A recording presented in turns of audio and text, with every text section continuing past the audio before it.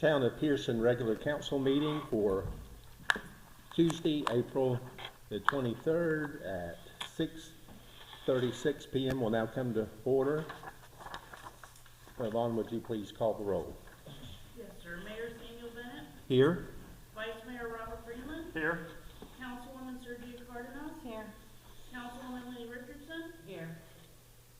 Councilwoman Brandy Pierson. Here. Town Planner Mark Brett. Here.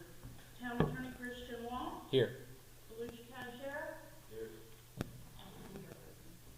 Thank you, Yvonne. At this time, I'd like to welcome the pastor from Pierson Methodist Church here this evening. Welcome. And you would share with us and open the meeting with the invocation. Well, you mentioned as well scripture, so I have a short piece of scripture, if that's okay. Yes, thank you. In Matthew chapter 5, it tells us, "You are the light of the world. A city set on a hill cannot be hidden. Neither do people light a lamp and put it under a bushel. Instead, they put it on a stand, and it gives light to everyone in the house." In the same way, may we let our light shine before people that they may see your good deeds and praise your Father in heaven. Let us pray. Blessed Lord, as we come, we ask your blessings on each and every one that's here. We especially ask that you guide our leaders, that we might truly all be that light that you call us to be. That we are guided by your Spirit, and that all that we do will bring not only glory and honor to you, but lift up Pierson and the surrounding area and the world in your love. And we pray it through Christ our Lord. Amen. Amen. Thank you. Would please stand for the invocation? Pledge allegiance. Flag. The United States of America. And to the republic for which it stands, one nation, under God, indivisible, with liberty and justice for all.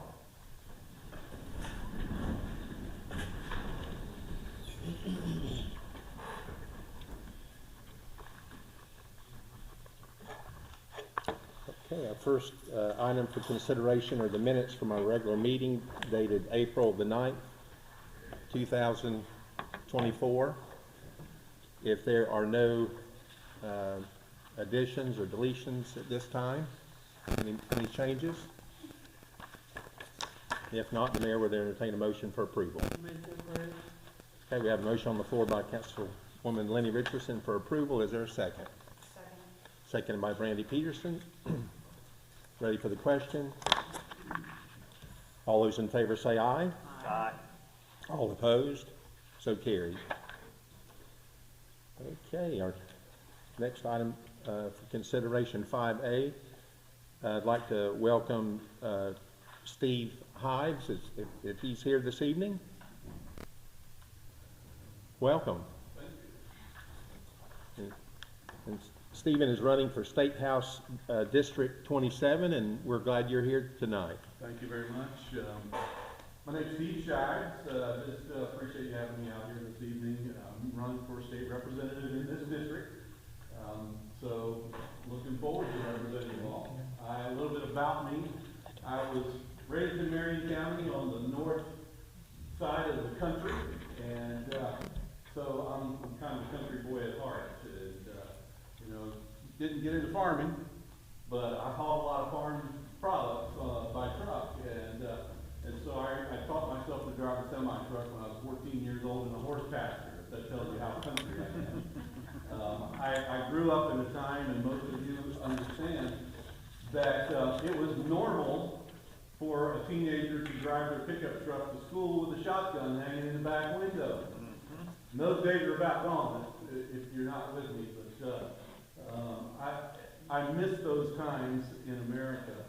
And so, it's part of my heritage. I grew up that way, and 16 years old, I actually started a trucking business and got out of high school and started my business. I've been working 70, 80 hours a week ever since. So I don't have a PhD, but I do have a GED, and it's got me this far. And so my wife and I, we've been married 38 years. We have 2 grown children. We have 2 fairly new granddaughters. And so out of that 38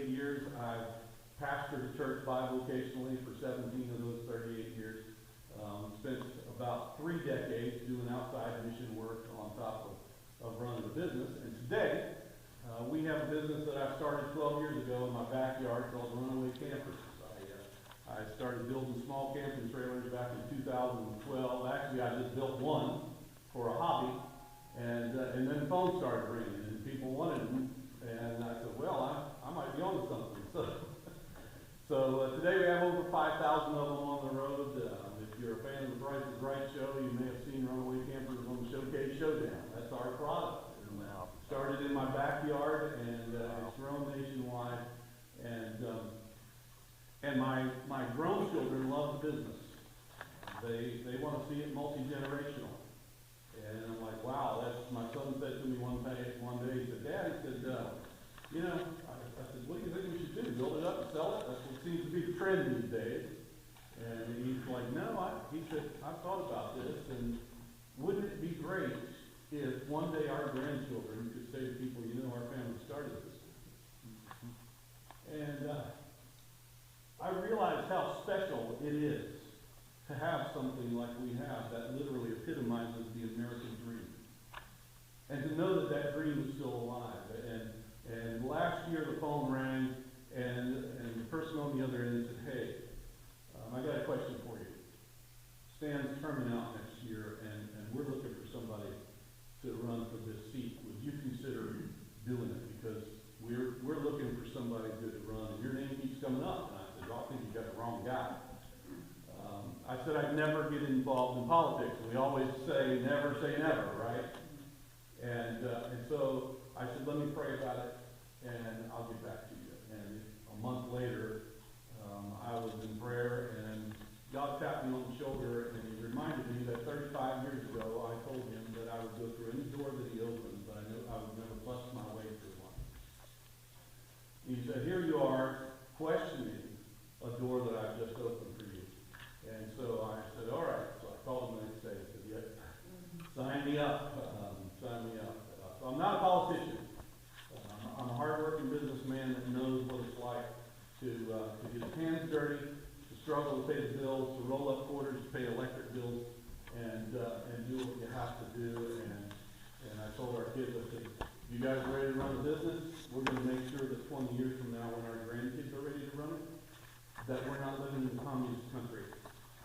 That this business is still ours to pass on to the next generation.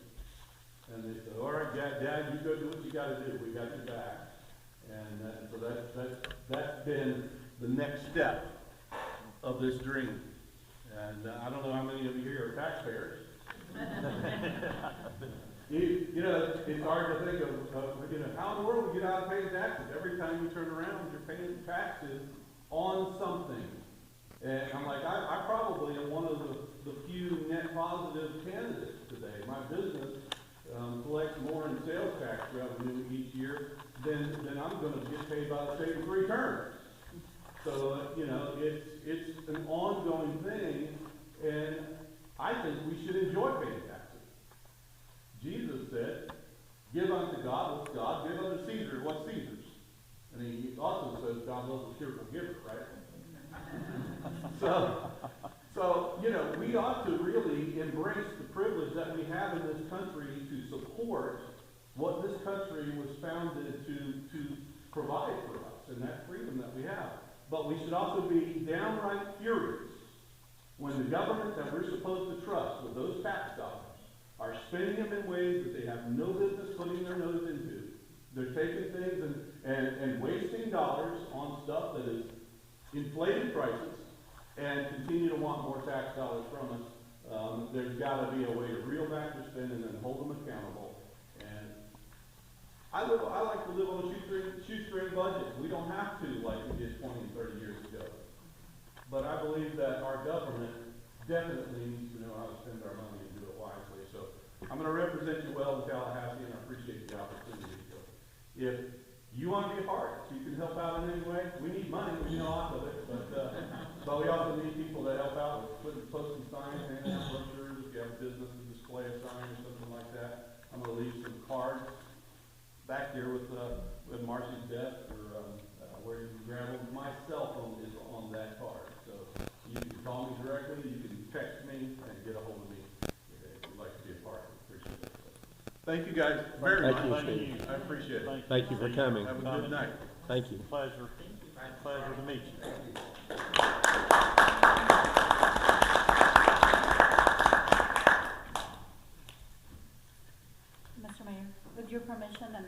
access. I would also like to introduce Renee Lee Rogers. She's going to invite us, the community, to a career finding workshop.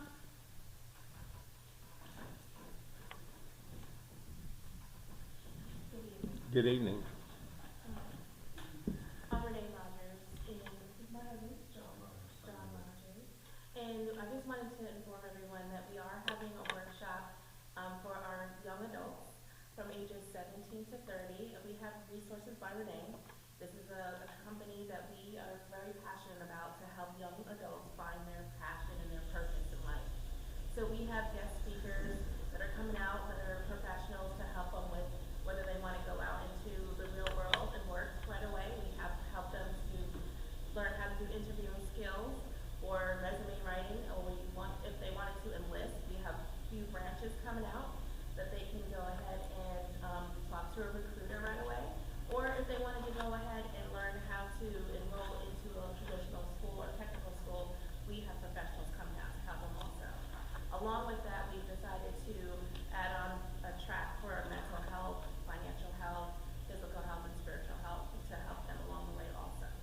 So this is an expo that we're doing at Kaiser University on May 15th. It's a Wednesday. It starts at 12 o'clock. And we are going to have a job fair at the end of the day also for those that want to get a job for the summer or even look to hand in a resume for college graduates and such. So. We just want the young people to be enlisted, enrolled, and employed. We don't want them on the couch playing Fortnite, 19, 20, 20, 25, we want them out of the house.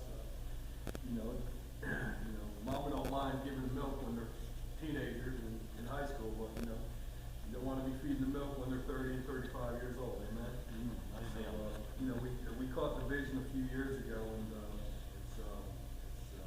staff is quite remarkable. We have some professionals, some doctors and lawyers and stuff that are pushing it, and we just want to see them on to the next level in life.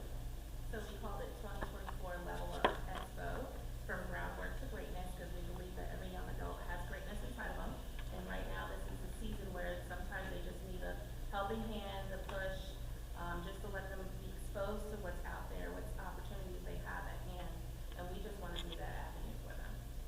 Now, did get the time and the date. Where is this being held? It is at Kaiser University. It's on a Wednesday afternoon, starting at 12 on May 15th. Okay, in Kaiser, is that off of, Daytona. but that's off Williams, is it Williamson? It's up, Bill France? Bill France. Okay. Okay. Okay. Well, thank you. Does anyone have any other questions?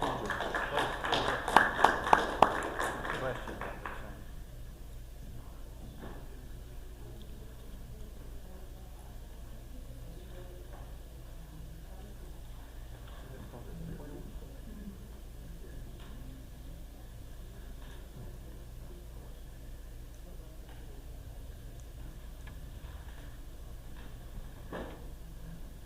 Renee, do you have some flyers that you can leave? I do, I can leave it on the back. Okay, thank you. Okay, the next item for consideration is 5B, water supply wells and treatment proposal. You have that there in your packet.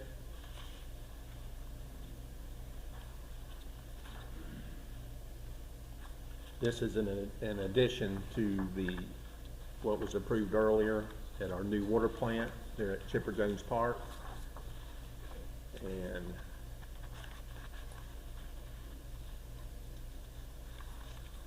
that's a cost of $7,452.04. Is there anything you want to speak on this, Mark, in regards to? This is, we've also talked about a communications change order. This is not. Right.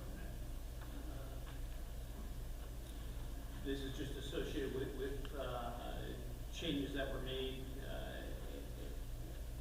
in order to improve the plant's operations. Obviously, there was a design, but these are just some items that had come up during the construction process. Yes, This is to complete,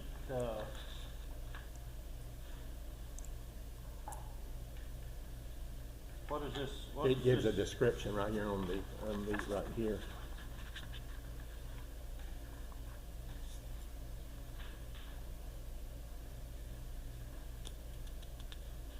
It's an add-on.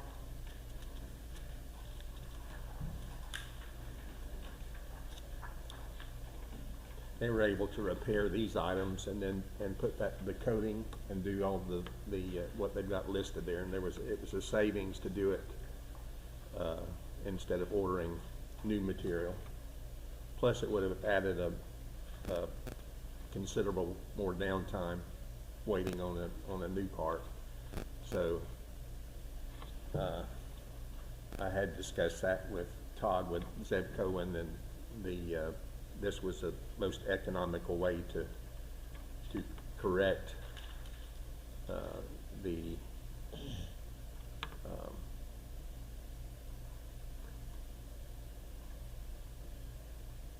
poles that needed to be primed, and then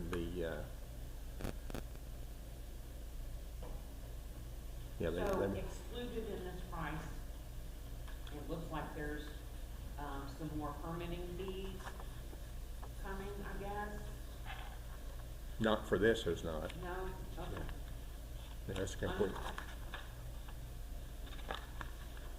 But this is not, as Mark said, this does not include the other proposal that they just were not ready to present the other additional amendment to the plant because of, as we had talked about a couple weeks ago, they're working on a proposal to have our new water plant communicate with the existing water plant and also the water tower. So with all of the new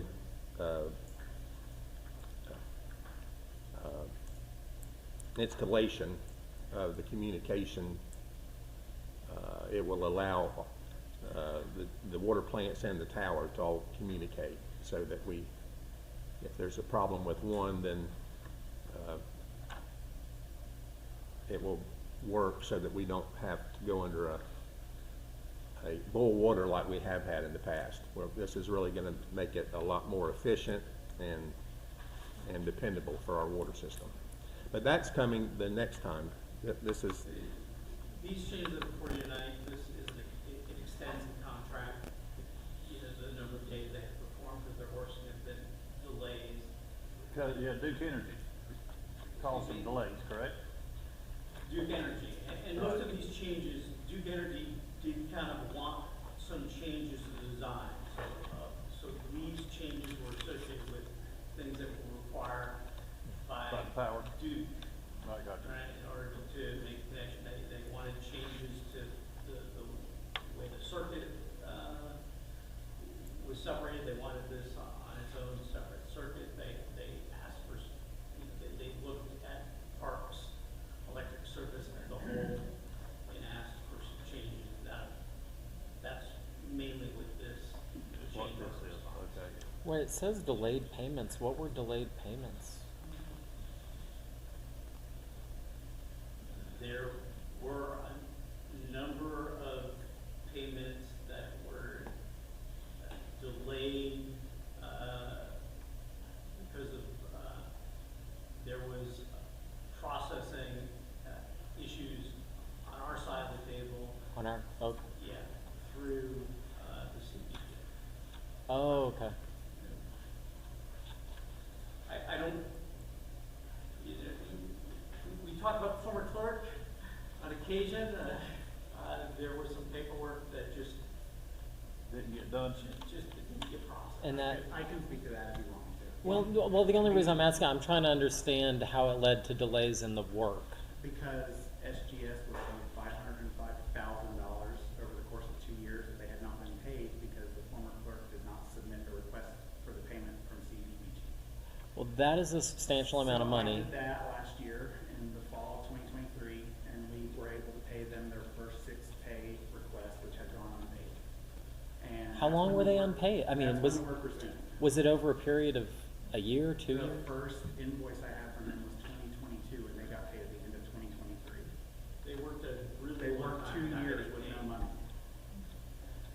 Yeah. Well, that's shocking. So they're paid in full now, and we've exhausted all of the grant with the exception of, there's $10,000 left for administrative, which goes to Red Fox Enterprises. I'm glad we weren't sued. I mean, seriously. Right. Okay. Thank They you. have been paid. Thank you.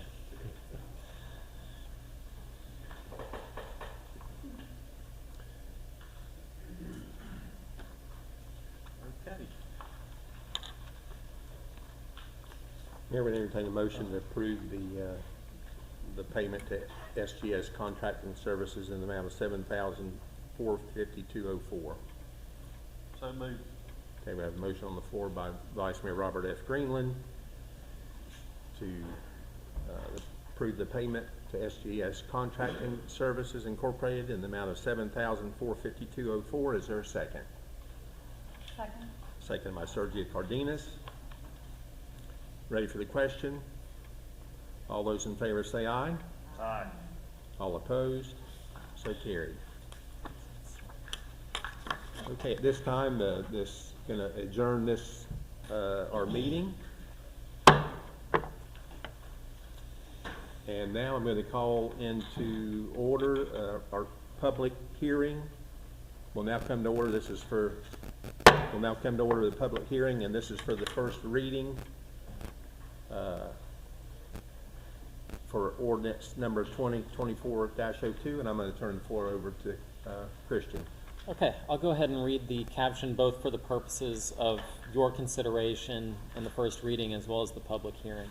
Ordinance 2024-02, an ordinance of Town of Pierson, Florida, amending the Town of Pierson Comprehensive Plan as previously amended, providing for an amendment to the future land use map and the future land use element relative to certain real property containing 15 plus or minus acres owned by Lisa and Todd Angel, bearing parcel IDs 5812-000-00470 and 5812-000-00473, located at 225, I guess, plus or minus, south of the intersection of Lamar Road and South Volusia Avenue / County Road 3 from Volusia County, agricultural resource to Town of Pierson Agricultural and Rural Residential Use Future Land Use Designation, providing for legislative findings and intent, providing for the assignment of the future land use designation to the property, providing for implementing administrative actions, providing for severability, providing for conflicts, providing for non-codification, and providing for an effective date.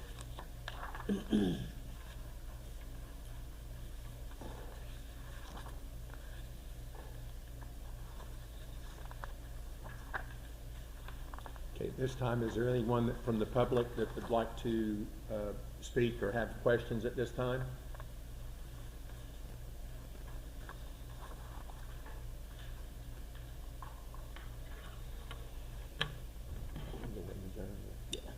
If there is no question, nothing from the public, this public hearing is now ended.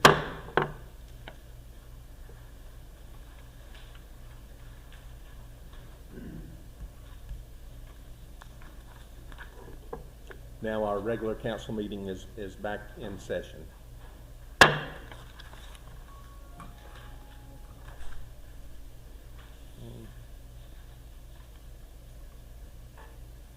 And you want to talk about I read it for both purposes. okay.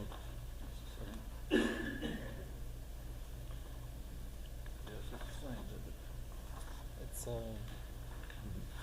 no, it's a different, but it's just your decision now. That was the public hearing, and now I guess it's up on. I thought we'd read this before, but it says first reading. This says first reading. Yep. You did that, if you recall, we did an annexation of this property. Right. Oh, Yeah, okay. yeah. Yeah. First and second right annexed this 15-acre property Right. into the town. That was completed at your last meeting. We are now assigning a future land use, and then the next item is zoning. These are on first reading. The comprehensive plan amendment will get transmitted to the Volusia Growth Management Commission, and assuming that there are no issues there,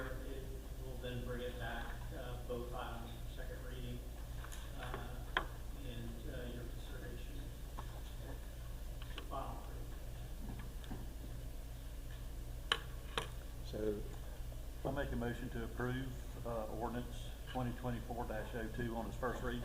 Okay, we have a motion on the floor by Vice Mayor Robert F. Greenland to approve ordinance number 2024-02. And let the record show that our legal counsel has read the ordinance in its entirety.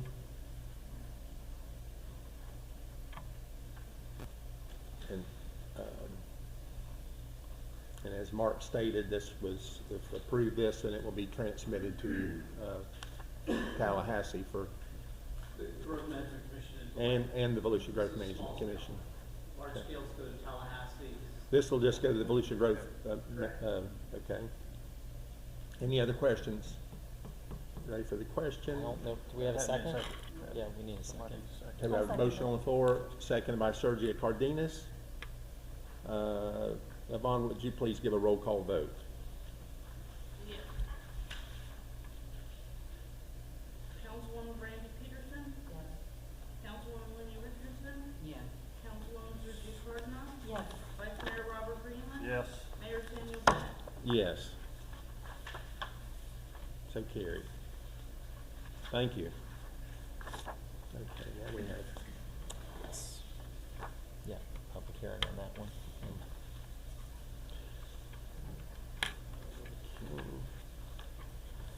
so I'll have to adjourn again. Yep. We'll need to adjourn our regular meeting again at this time. Now we'll bring the public hearing now is in order, and I'm going to turn the floor over to Christian Wall. Okay, and again, I'll read this both for the public hearing purpose as well as for the town council consideration purpose.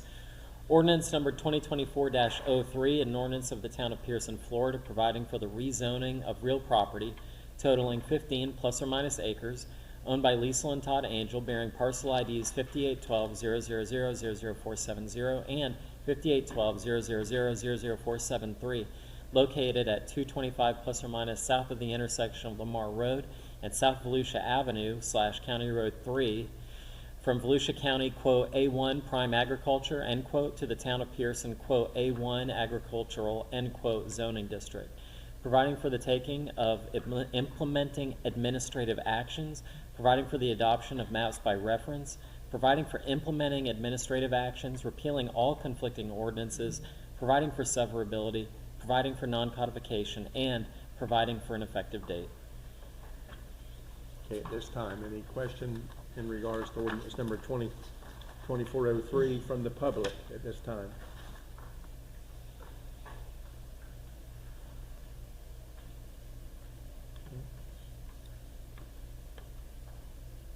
If there's no one that has any question or would like to speak, this public hearing is adjourned. Our regular council meeting will now come back to order. And I'll turn the floor back over to Christian. This is, we've had our public hearing, and now it's, I don't believe we need to read it again. I reiterate what I said before, and the property's got to have some zoning. Yeah. So I move to approve ordinance 2024-03 on its first reading. okay, we have a motion on the floor by our Vice Mayor Robert F. Greenland for approval. This is first reading on ordinance 2024-03. Is there a second? Second. Seconded by Lenny Richardson. Ready for the question? Mom, would you please give a roll call? Yes. Councilwoman Brandy Peterson? Yes. Councilwoman Lenny Richardson? Yes. Councilwoman Sergio Cardenas? Yes. Vice Mayor Robert Greenland? Yes. Mayor Samuel Bennett? Yes. So carried. Thank you.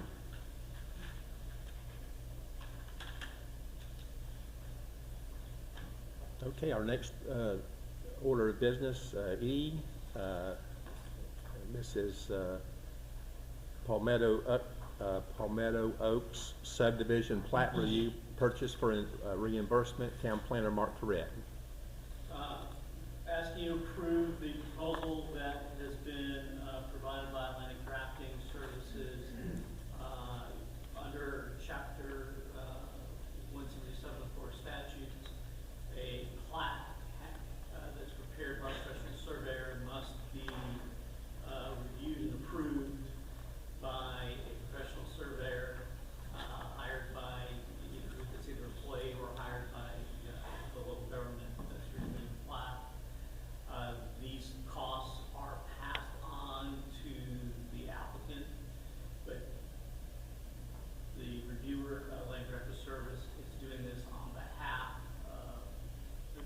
the town, Right, so proposal to you, you guys have to approve it. have to approve. But eventually it will get passed on to the applicant. They've been made aware of this cost. Is that the piece at Fidel's? Yes, Is that the name of what he's? that's gonna what he's call it? named, named it.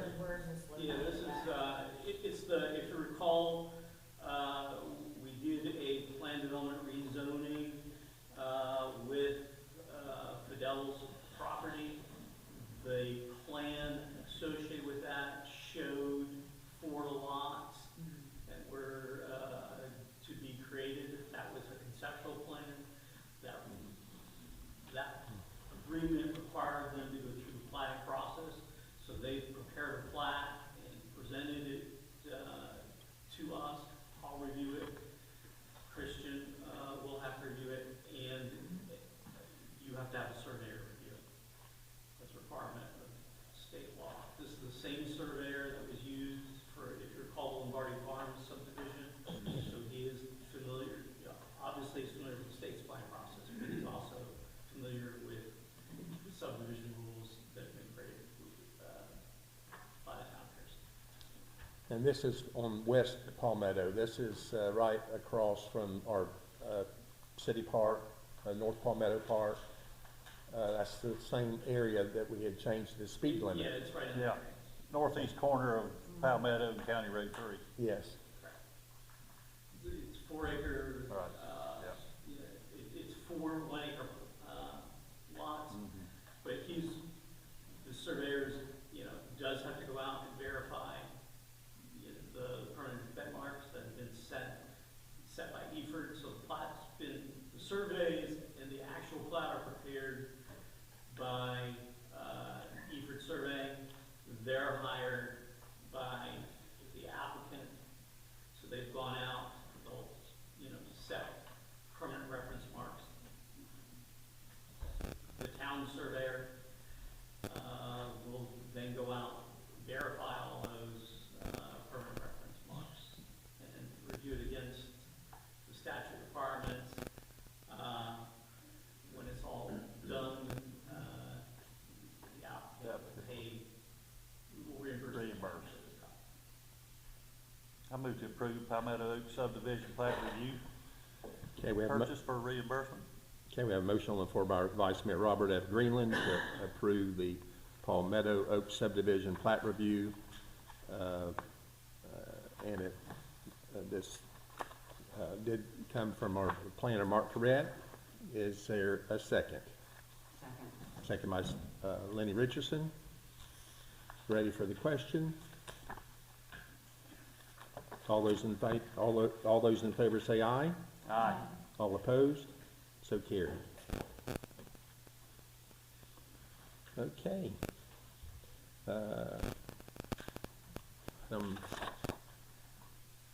Item number 5F, Rodeo Grounds FFA, October the 11th and 13th, and we have,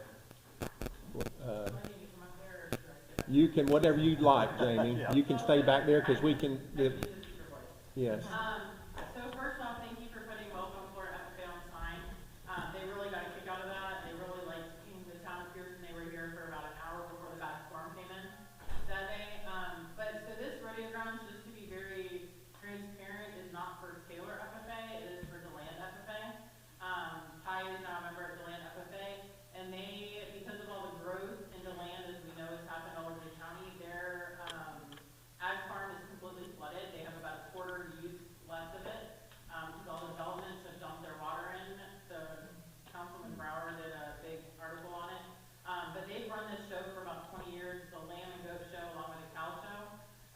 And it's a big fundraiser for all the kids. It's a huge chapter. They're very successful. But they can't have the show there anymore because of all the water. They have no room for parking and people to come in and hold animals. So we were asking if we could have use of the arena from October 11th through 13th.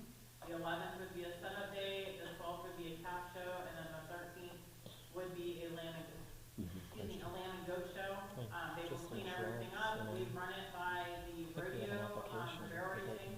They do not have one. They are more than welcome to share and help. The rodeo is going to be the end of September, so it does not clash with anybody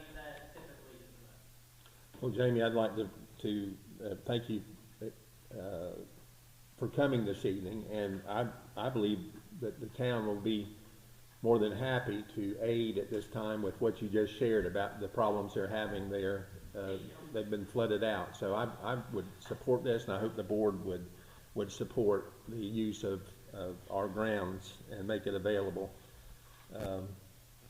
Is there any comment or? Will they need? Yeah, the only thing I would add is, you know, we have the usual insurance requirements. Insurance. As I'd ask that if you do approve it, it's just subject to the standard. We do a pig show too, so we carry the insurance would be carried by DeLand as bail. Yeah, but it's just that the town has to be listed as an additional insured. And that's what we use Sumter County for the pig show. It's just not set up for the cows, so they have their insurance company, so I can provide the policy. Yeah. Okay, Yeah, that'll work. that'll work. Thank you. All right, thank you. And, the one for the ag department sponsor letters, that was from Finley, but she's at a 4-H meeting for national, so she won't be bringing that. She will not be bringing that She will forth. not for D, she'll be scratching that. Okay, Thank you. thank you so much. Okay, the next, I don't have a problem with the land FFA using our arena, so I make a motion that we approve the use of our arena for the land FFA. okay, we have a motion on the floor by our Vice Mayor Robert F. Greenland to approve the use of the rodeo grounds for the land FFA for October the 11th through the 13th. Is there a second? Second. Seconded by Councilwoman Lenny Richardson. And before I call for the vote, I just think this is a great opportunity that we can assist them, and so I'm glad that we're all coming together to do this. So if there's no other question, ready for the question? All those in favor say aye. Aye. All opposed? So carried. Okay, and the next item G, as Jamie said that she's to take that off, that she will not be doing that. There is another in here, so if you read it, it kind of gives you an update of what they're asking.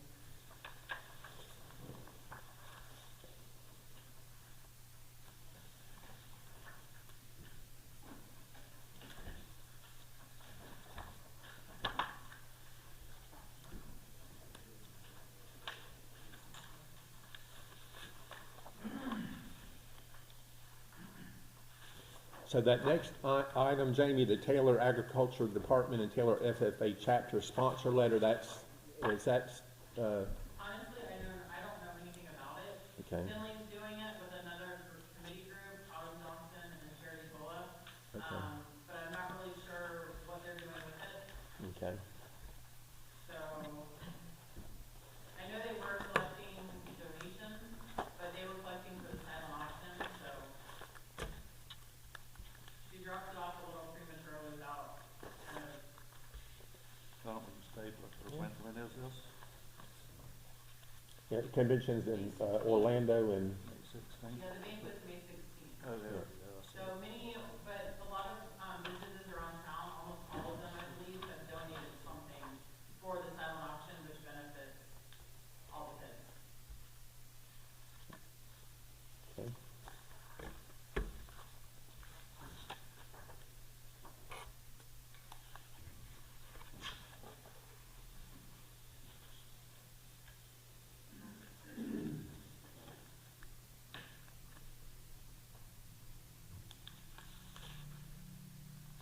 So, does the board have an amount you'd like to help with on this?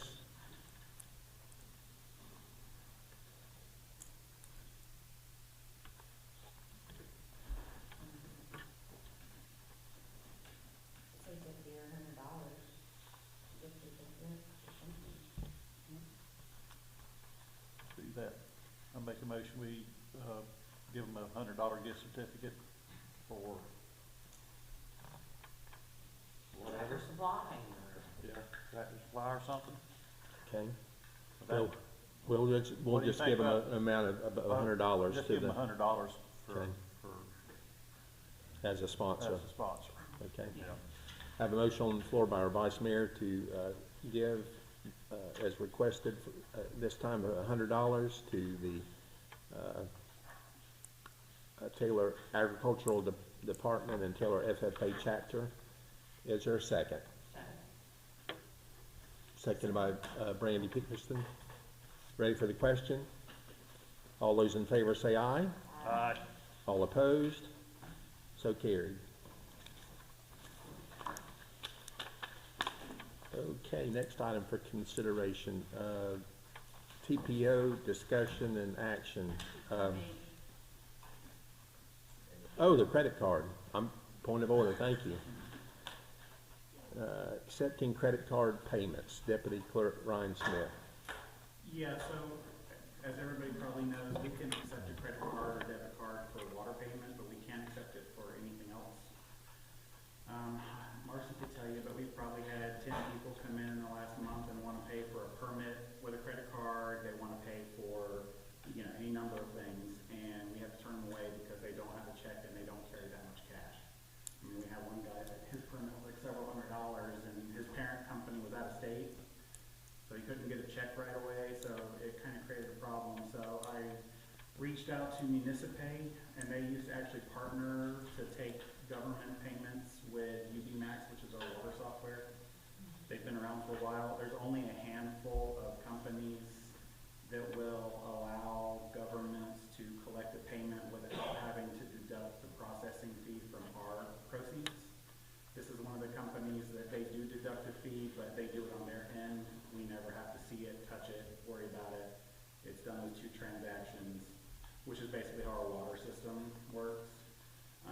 So this is pretty basic. They accept basically any credit card. It's a minimum $3 fee, you know, and it's 2.95% with a minimum $3 fee, which is high, but I mean, if it's a convenience thing and people need that option, there's no contract, there's no annual fee, there's no setup fee, there's no termination fee, and there's no monthly fee. The only fee is a one-time purchase for the equipment of $229. And then obviously we would have a contract that we would have to sign, which can be canceled at any time, but I would have Christian review that and get the mayor to sign it. But it was all pretty straightforward.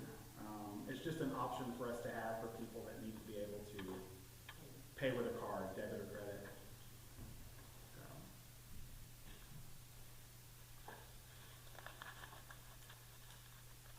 Well, it looks like we need to move in that direction, start accepting cards, credit cards or debit cards We need for to payment. get with the program and modernize it. I don't carry cash.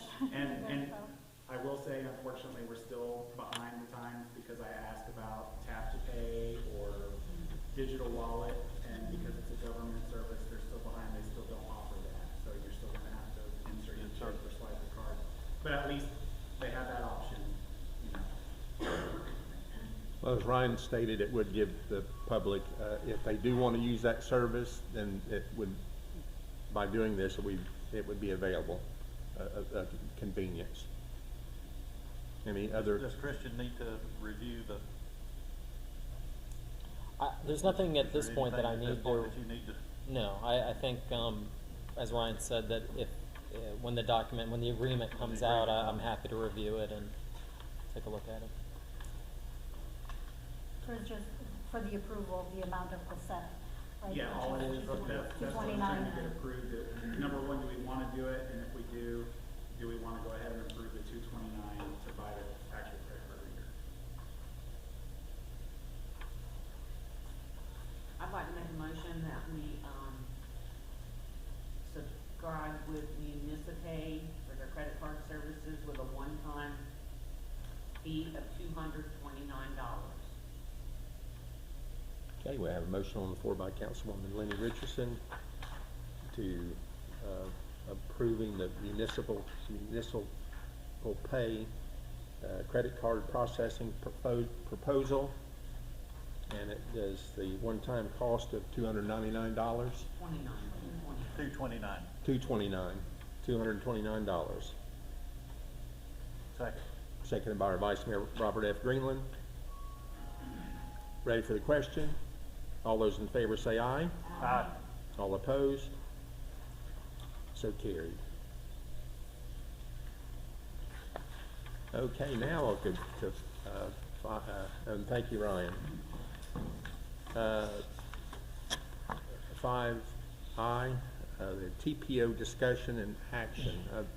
As you know, for several meetings, we've asked for, if there was someone that would want to represent us at the TPO.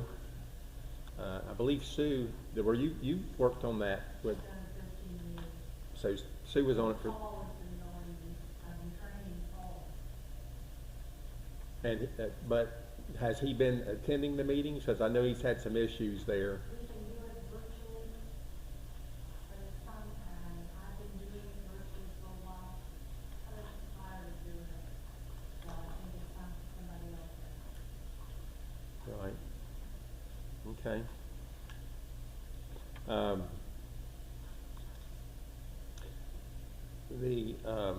They're interesting meetings, Yeah. so it's only once a month, and, because of the CPO, we've got our sidewalks, we've got our curbs. We've gotten 2 or 3 projects through them, and Ryan and I have been communicating about some others that are available. So, it's not a bad job, you can do it virtually. If you don't wanna make the trip. So what are the days and the times of the meetings? What are the days and the times of the meetings? It's on a Tuesday, it is I think it's the 7th Tuesday. Wouldn't it be, don't think it'd be the second. Wouldn't be the second, would it? Well, we would get that. Third? Yeah. It's on a Tuesday, it's in Daytona.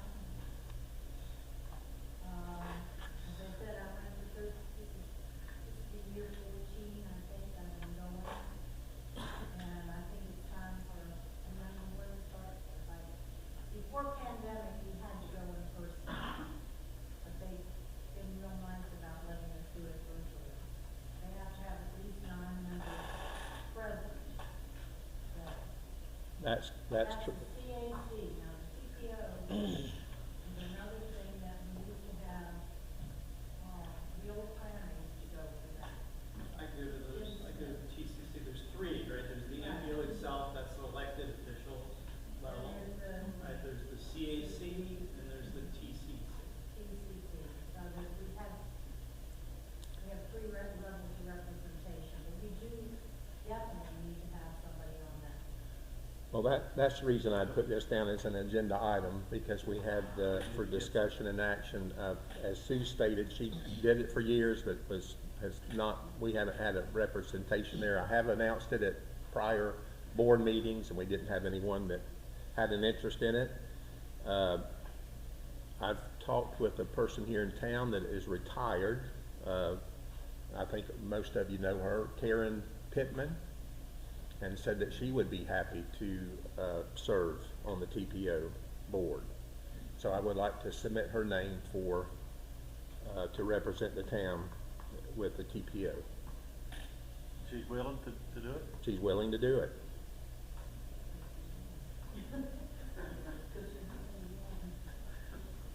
You said there was 3 levels. There's the residents one, there's the elected officials, and then There's a technical level.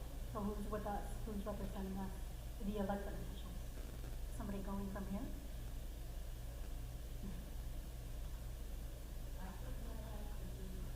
I've been asked about this from other commissioners from other cities, that's why I'm asking. If there's nobody on the board that's willing to, maybe I can, that's why I was asking about the hours and sign in virtually. Well, we welcome you to do it. It's, Yeah, TPO is, the actual TPO board is totally different. Days, what was that, Mark? TPO meetings are Or different. different. Yeah, it's different. And Yes, an elected official. Madam Mayor, or sir, yeah, I'm on the TPO board for town of Benel. It's tomorrow, as a matter of fact, meeting at 9 a.m. It's at the airport. It usually goes from 9 to about 11 o'clock. And, especially with the small city alliance, you guys will be allowed to vote. There's a lot of changes coming, so I would submit to you guys if they want to send the members. It's not that bad, and not that far to be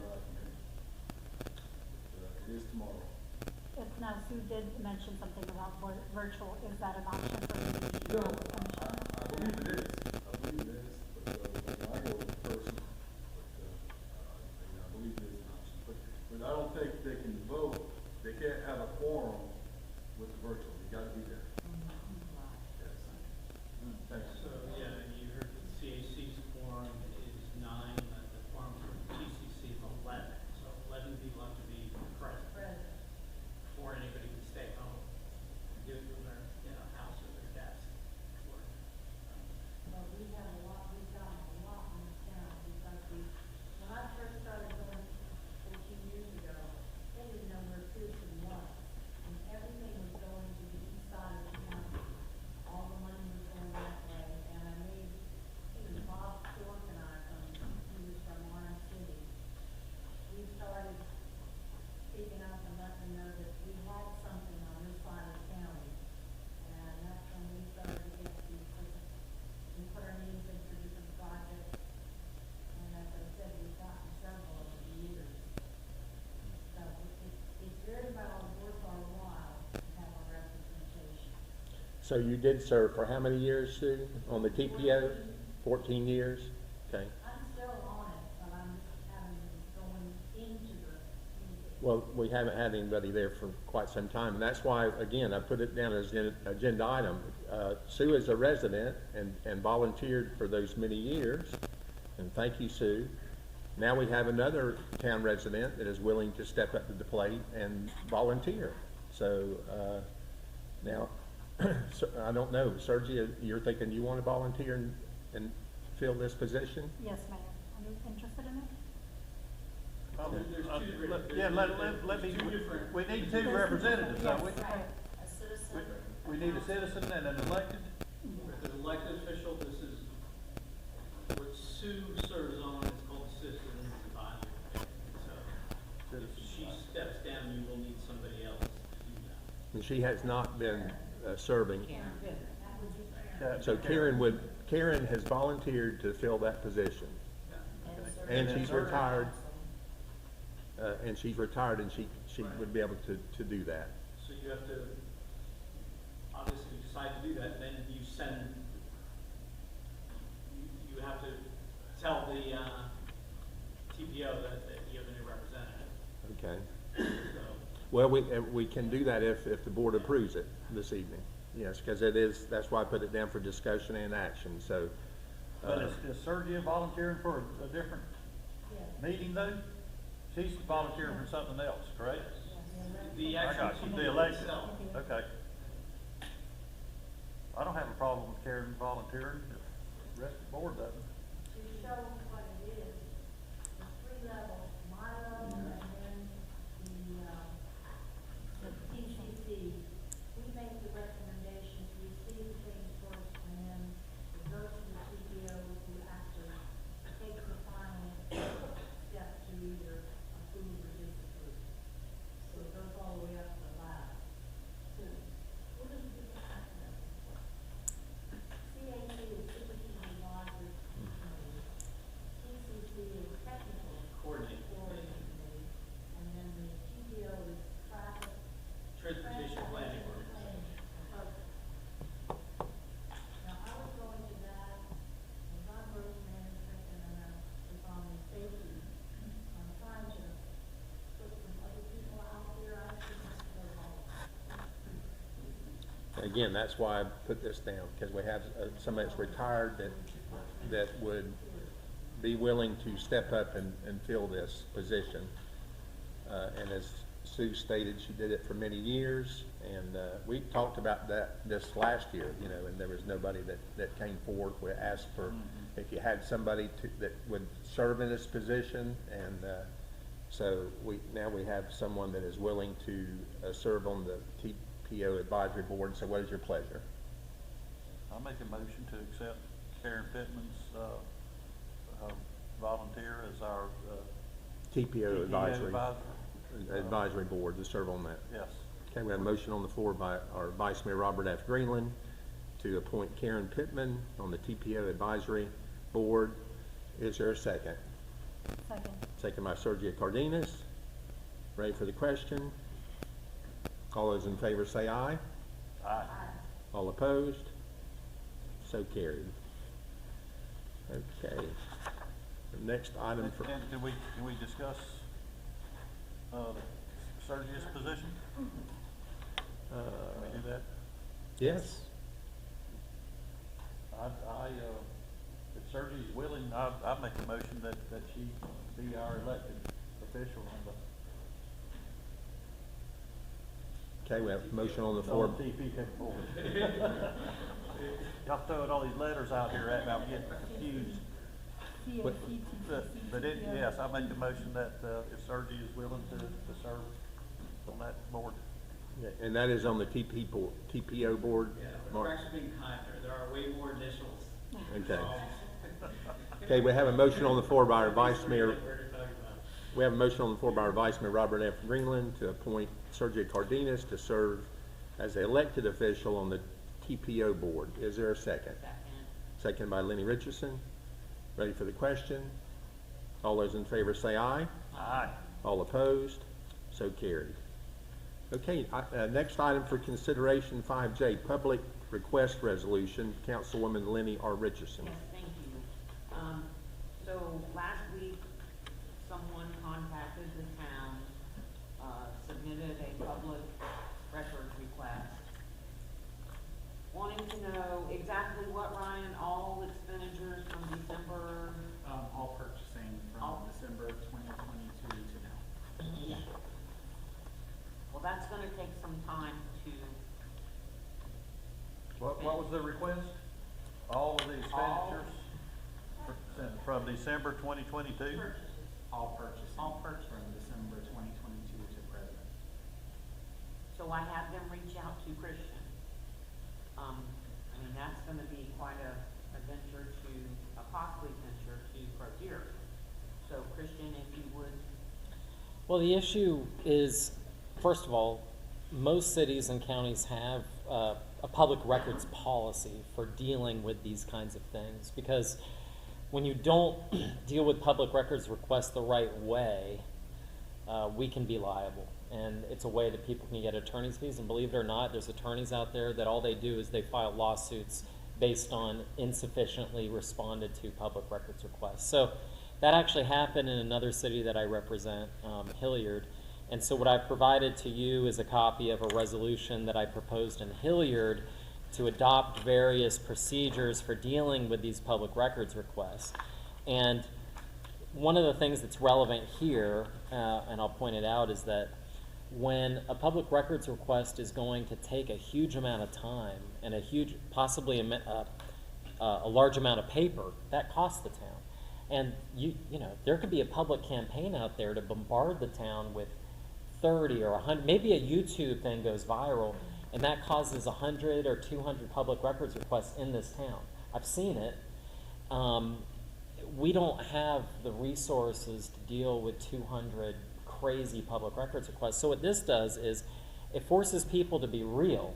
Among other things, it would require the town to look at the request, figure out what it would take to comply with it, and before they do anything in terms of collecting paper, doing the actual work, they can require the cost of the thing to be paid as a deposit with the town first. In other words, if it's a quarter per sheet that's printed and it's 200 sheets, that's $50. If you value the clerk time at $25 an hour and it's gonna take 10 hours, it's $250. Have them give us the whole $410 before you, because it could be some rando who's never gonna pay it. So that should be paid first. This is an example of what this policy requires.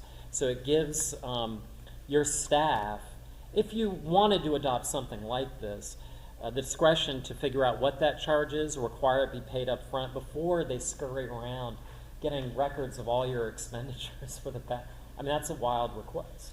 But it is legal. I mean, it's lawful. People can request that. So that's one thing. It also lays out procedures for redacting and when that's necessary, acceptable forms of payment. But that's the long and short of why I've provided this for your consideration.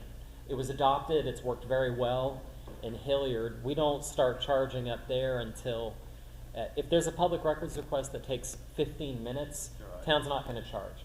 But anything over 30 minutes, they start charging that. And that sounds reasonable. I've seen people do 15 minutes. Yeah. I mean, I think the state of Florida, there's a lot of state of Florida agencies that do it that way, because they get, bless you, there's so many requests. But I strongly recommend that whatever happens, you adopt something. It doesn't have to be this thing, but something would be a good idea. I think that we're fortunate that Christian has provided this. Of course, Lenny put it down as an agenda item, but I did discuss this earlier with Christian, and this is beneficial to us that he already has a document that kind of lays it out. And what's the board's feeling, or what's your comment? I'd like to hear from you. I think we need to adopt a resolution like this. That's And does this resolution lay out the amount that we would insert? It doesn't specify an actual fee schedule. What it does is it allows your staff to calculate what that would be. And part of the reason for that is what you pay your staff changes with time. So we'd have to update the schedule every year based on whatever you're paying the employees, or but it allows them to figure out a cost for the printing, the paper. You'll note actually later there's another section in here I put in for employment separation on page 13.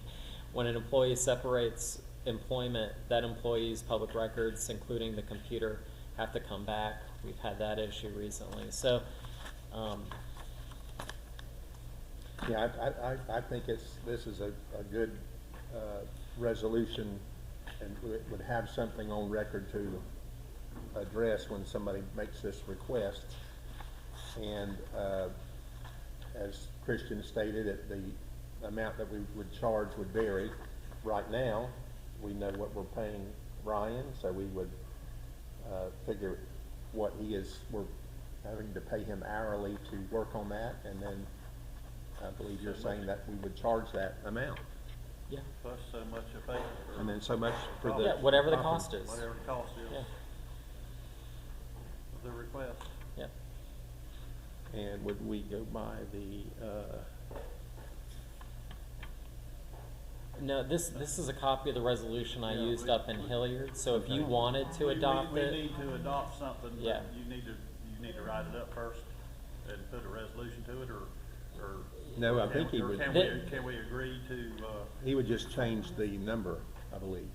it's all for a different town. So I'd have to change a couple things in there Okay. that correspond to Pierson. Not much. Okay, well then maybe we would table this until our next regular meeting, and then I can get it on your agenda for the next And meeting. then Christian can tweak this, and we'll bring it back at our next regular meeting. Okay, the mayor would entertain a motion to table this until, for consideration at our next regular meeting. Move the table. We have a motion on the floor by Lenny Richardson to table the public request resolution until our next regular meeting. Is there a second? Second. Second by Sergio Cardenas. Ready for the question? All those in favor say aye. aye. All opposed? So carried. Just one question, Christian. Are we gonna be able to use this for the current request that was made? Oh, yeah. I mean, if we pass it, and, I mean, the problem is the town has to start working on the request now, but it doesn't prevent us from doing reasonable things in line with this. Yeah. Christian, if I can ask, sorry, Mr. Mayor. We talked by email, and, you know, you recommended I write back and ask them if they could maybe clarify or narrow the scope of the request. Correct. And they asked me a couple questions, like what software do we use? We might be able to provide a report from QuickBooks or something like that. So I did reply to them, and I haven't heard back. So do we have to wait on the response? We can wait. We should wait. We have the right to wait. And the reason is that it's not on us to really, we can't divine necessarily what they want to know. And it sounds like they might be willing to work with us. So I'm not worried about liability until they come back. Yeah.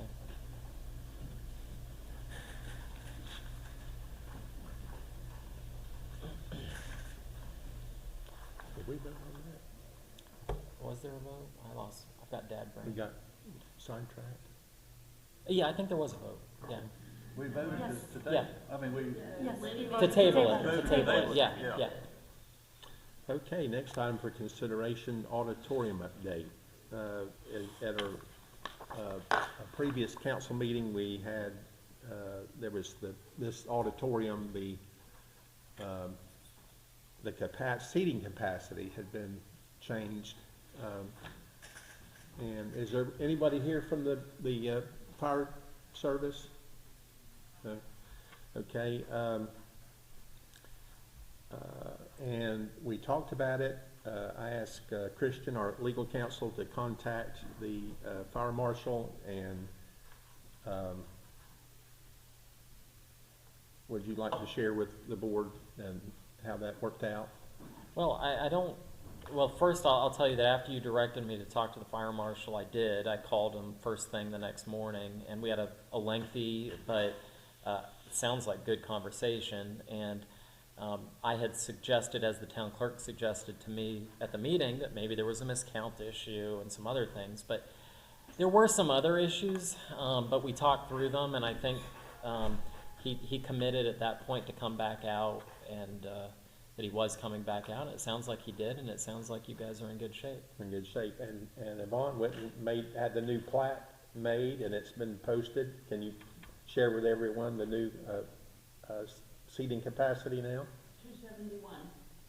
So 271, and it was cut to 145. Yeah, So that's good. thank you, Christian, and thank you, Yvonne, for Vaughn, thank you. getting that to the plat made, and that's that was a nice thing to report here this evening. Okay. I'm going to ask to table 5L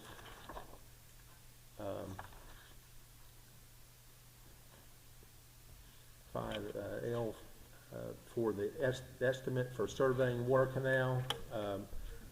I should have that at our next meeting for consideration. Move the table, item L, 5L. We have a motion on the floor to table 5L until our next regular council meeting. Is there a second? Second by Brandy Pierson. Ready for the question? All those in favor say aye. Aye. All opposed? So carried.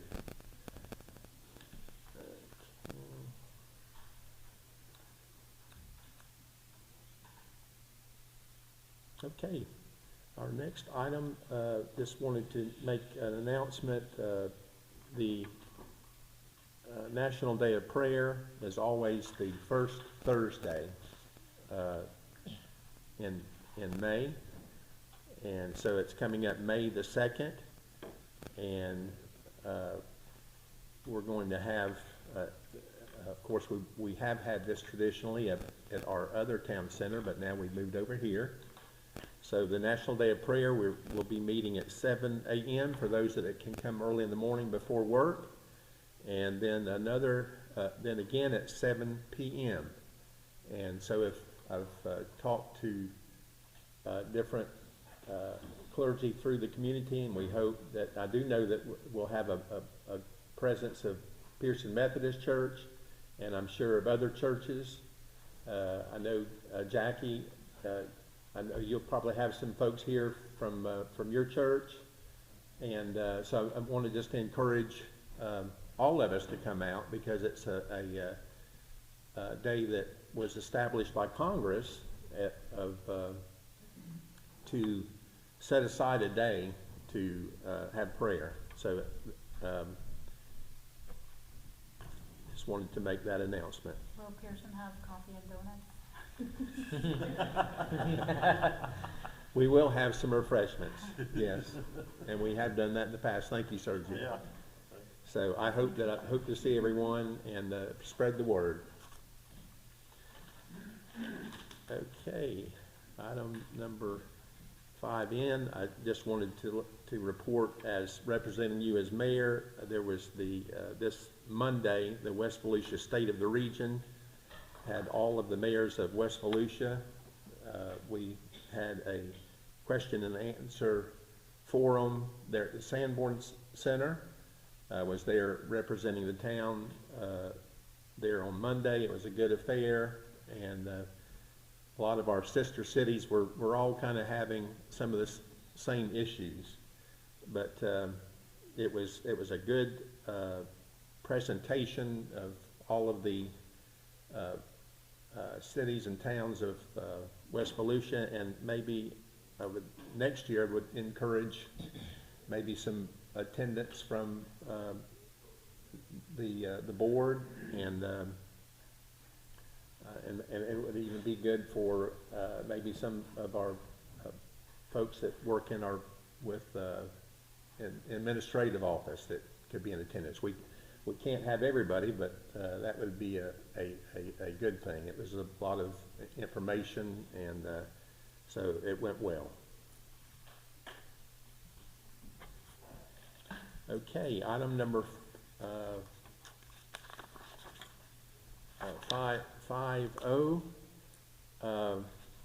easement approval for water canal, Hagstrom Road, Christian Wall. Well, at the last meeting, it was brought up that y'all had kind of maybe informally come to an arrangement whereby the town may pick up maintenance responsibilities and to draft an agreement, but I can't really do that until we get some of the other details ironed out regarding cost and legal descriptions and things like that. So it's not really something I can report on to you today. Okay, with that, and another thing that we need to be a part of this agreement is the legal description. That's why we're waiting to get the proposal from Eford Surveying. So, Mayor would entertain a motion to table. Before we table, may I say something? Yes. On Friday, not DOT, Road and Bridge, Volusia County Road and Bridge, is coming out to look at this particular location. Which, yes, I will be in favor of tabling it. I think this is gonna be much more complex than we had anticipated. Ryan and I went and looked at these properties that the water flow is suspected to run. There's a lot more property owners down there than we thought. So, let's table this and see what Road and Bridge, what their opinion is. We might not have to go to that expenditure and degree of difficulty to rectify this problem. Well, can you share with the board, will it be appropriate to talk about this now? Because because there is a pending motion, so. Yeah.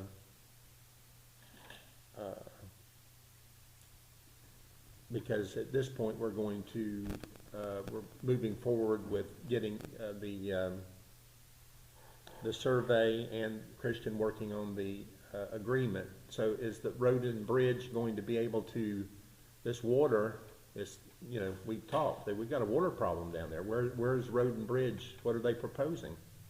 I don't know until I meet with them on Friday. But, We don't have any proposals at the moment No. from anybody, haven't so looked we at don't really know how much. I think you're just working on starting the process of getting some pricing. some opinions, some, Oh, Well, we're Yeah. more looking for engineering opinions, yeah. because you've got two separate issues. You've got the water intrusion there, but then you also have, the road is collapsing either way. Even if we fix the water problem, someone still has to rebuild that road. So I'm looking at it from an accounting standpoint, because there's a bunch of different financing options and things like that we can explore to pay for the road. But until I get numbers, until an engineer looks at it and goes, it's gonna take X, Y, Z to fix this, I can't then talk to the CPA and work out a budget and, and in the meantime, we've talked about Hagstrom Road at like 5 meetings now, so we're just trying to get someone to come look at it and start that ball rolling, And we may not like what we hear from Road and Bridge, but at least it's a start. But, well, I can report to to our three newest council members, that back when Herbert was alive, he had the Road and Bridge come out and look at the north side of Paxton Road, where it needs to be fixed as well. And Lord, that was 7, 8 years ago, or longer. How long have you been on the board now? 4, it'll be 4. It's been 7 or 8 years ago, and the north side was gonna cost us over $100,000. The south side near me, I was there that day with them, and Herbie, and Ren had just had his neck Right. surgery. And that project was estimated at 200,000. 200, yeah. That was 13 years ago. That was 13 years ago, yeah. Yeah, it's gonna be tremendous.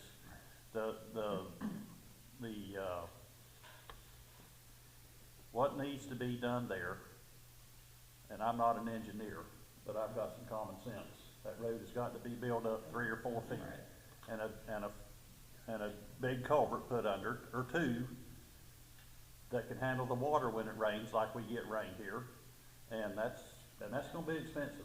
I mean, I know But that. that's exactly, almost verbatim, what they told us 13 years ago. Yeah, that's, That the culvert has collapsed, it has failed, and the road is sinking. That's exactly what they said. but we can sure meet with them and see what they say. Well- Doesn't that water flow west? No, it flows to the east. It flows east? No, it flows south. Well, It flows, the water flows, I thought it flowed to the southeast.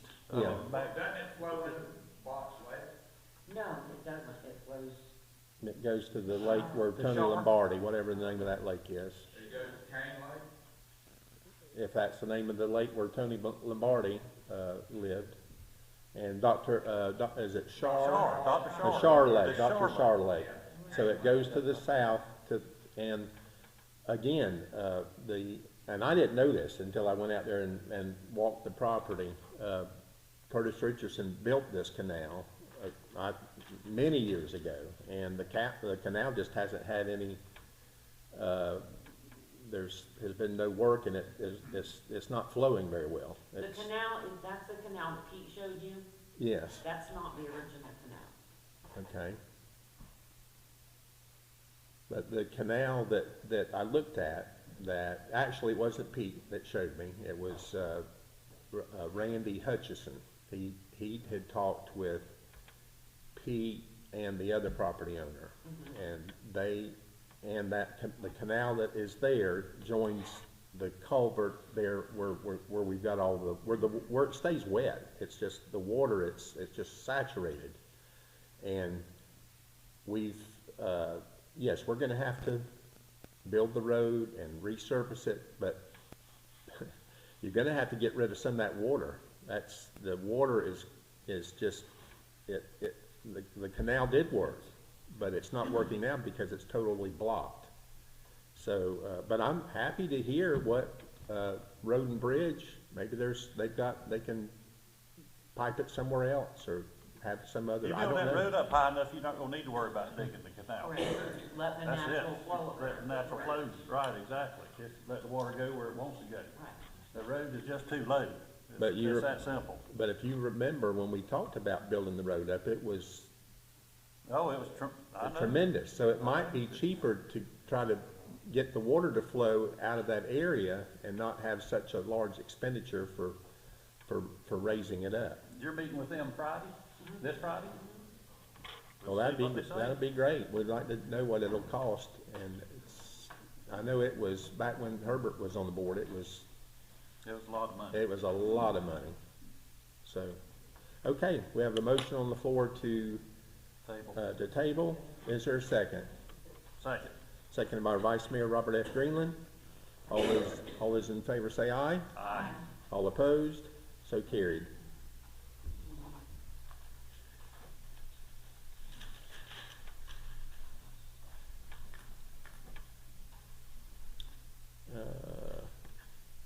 Updates by mayor. I'm going to forego that. I just gave updates in regards to what we just talked about, and also the increasing the seating capacity here.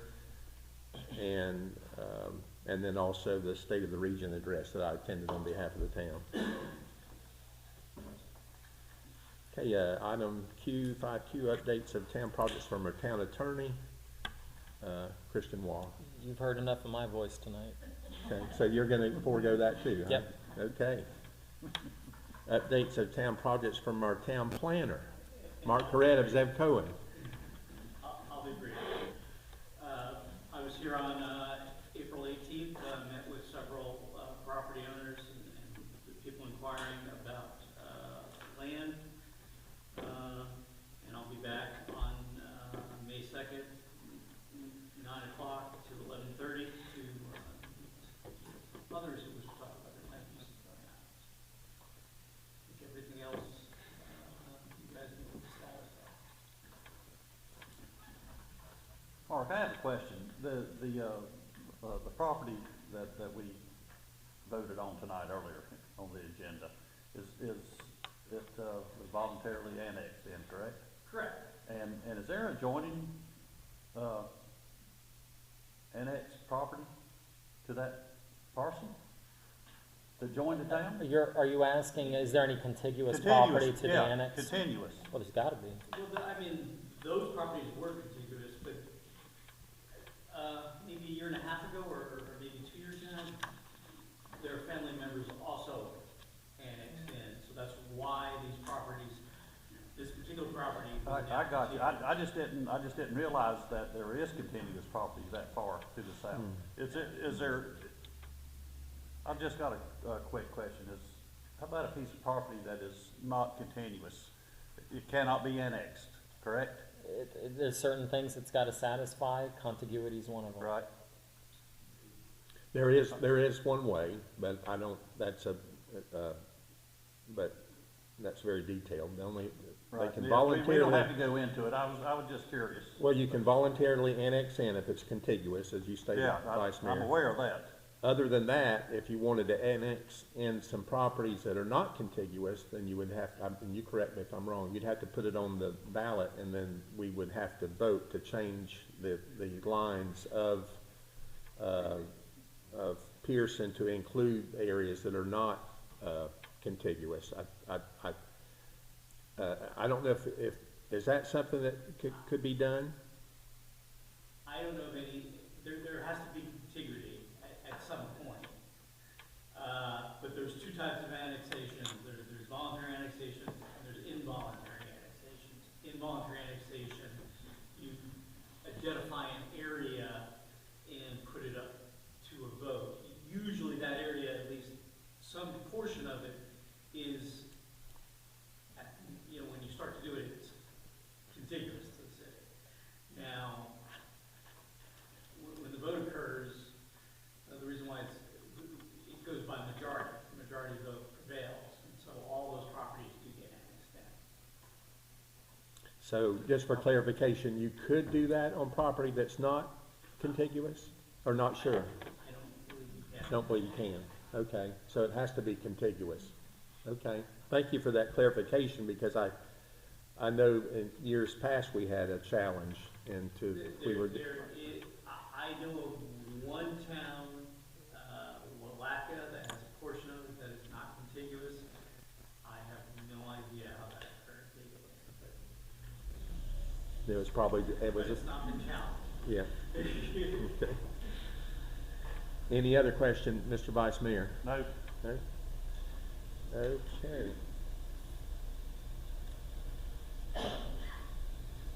Okay, item number, next item for consideration under,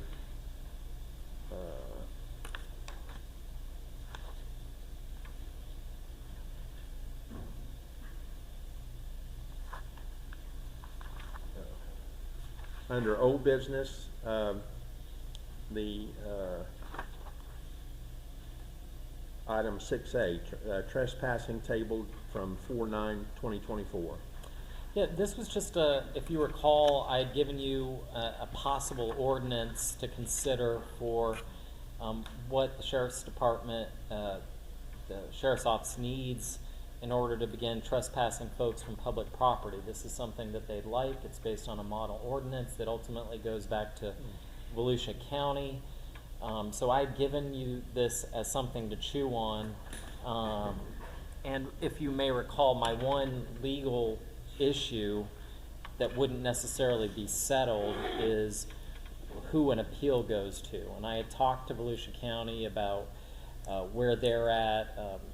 You gave me, this is just an idea I came up with. You didn't tell me go to the county and figure something out. But I told you that they were receptive and they were running up the flagpole. I don't have any other word from the attorney's office on where they'd stand on that. I think they would consider it seriously if you wanted to pursue that. Meaning that if someone got trespassed from coming into the lobby there, and they wanted to appeal that trespass violation, they could do it to the Volusia County Code Board, perhaps. It's got to go somewhere. And that is a required part of this ordinance. Y'all want the ability to trespass people from public property, you're going to need something like this. That it would go to the Volusia County? Yeah. Yeah. Yeah, in other words, you can outsource it to someone else. That would require an agreement between us, but like... Didn't we have some discussion regarding, say, they were trespassed here at Town Hall? That doesn't necessarily mean that they couldn't go on other parts of the That's correct. city? In fact, it wouldn't... Like the community center? You're right. The person would still be able to go to that. Correct. Whatever part of... property. That's the way this is designed, Yeah. at any rate. I mean, Right. you have the ability to do what you want. But if they're trespassed from here, they're not necessarily trespassed from a right-of-way or from the... Unless they are trespassed from there Correct. as well. Correct. Okay. Be a special magistrate? It could be a special magistrate. Yep. And that's the way I wrote it. I mean, it could go to the Volusia County Code Enforcement Board or a special magistrate with whom the town contracts. So you could appoint one to hear appeals. And normally, a special magistrate is a lawyer, and they're hired. They come when you call them, and you pay them an hourly rate. So if they sit here for 15 minutes to preside over an appeal, you pay them a 0.3 of whatever their hourly rate is. If that makes sense. I don't know if y'all have ever had a special magistrate for any code stuff or not, but it's a common thing in a lot of bigger cities. I'm the special magistrate for Citrus County. So anytime there's a code enforcement issue, people come in front of me on the third Wednesday of the month, and I'm there all day dealing with code stuff. The hammer. So how would, at this point, Christian, how would we move forward on this if the board chooses to do so? I think that before you can reasonably pass it, if you were okay with this going to the Volusia County Code Board, I really need their sign-off on agreeing to take our potential appeals. But if we had the green light from them, I don't think I'd have to change anything on here unless y'all wanted to change something. It'd be ready to go. What's the Weren't you the one that consensus? sponsored this thing? Didn't you bring this up several meetings ago? Yes, I believe so. I think that the council, I won't speak for the councilwoman, the councilwoman was concerned that we couldn't get folks trespassed. Right. Right. And so we've talked to the sheriff's house about what it would take. This That is, is it. this is what we need. Yeah. So is there a consensus to have Christian reach out and try to negotiate and work out an agreement and then bring it back to the board? Do that? If I can, I would just put it on your agenda. Just put it, yeah. Okay. With this, ordinance? Yeah, this Well, exact we order. can put it down as an agenda Agenda item. item. Right. However, what is the consensus? Do you want Christian to pursue that? That's the question. Yeah. Is that the consensus? Okay. If you would, please. Okay, I will.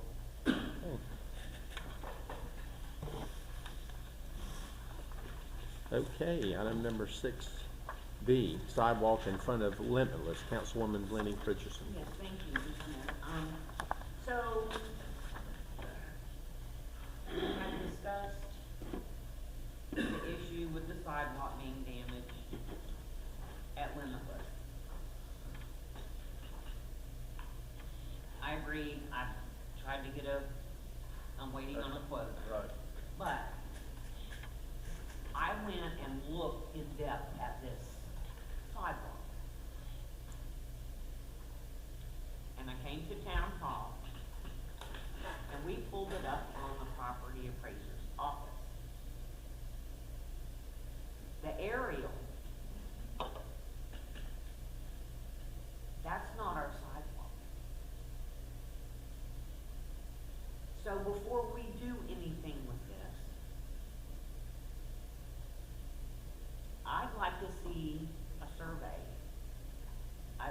Jeremy bring us a survey of that property.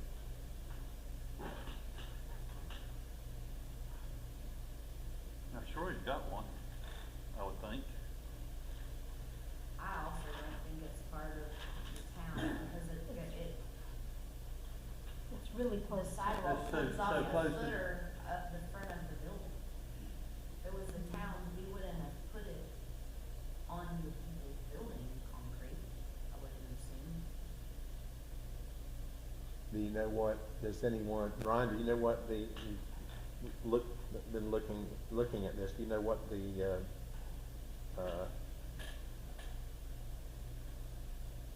the right of way? I haven't looked at it, Yvonne and Lenny were looking at it the other day. Do you know what the right of way? Looks like the power line. No, I mean, is it a 30-foot or 50-foot or From what, center? from the or- center? I don't know, I'd have to measure it, but, it damn sure does not look like it encompasses that sidewalk. Because if we find out what the right of way, what that is, then you would just measure. The right of way, 30 feet, I mean, Easily 15 from the Yeah, center. So you have to locate the right of way, right? I have looked at this a little bit, I don't think the road is not centered, within the right of way, so it's not from the center line of the road. So is this the best solution then? Lenny had talked to me about it was Thursday. I did go take a look at it when I left. It's well behind the power poles. I suspect it's not within the town's right of way. So I think if he would, my advice would be if he wants you guys to pay for it, he should demonstrate it to yours. Because it seems well behind the power poles, which are usually on the back, they're usually on the back side of the right of way. Okay, and then what about the question that was raised at our other meeting? The sheriff's department said that it's against the law to park on a sidewalk. I don't know, how does that come into?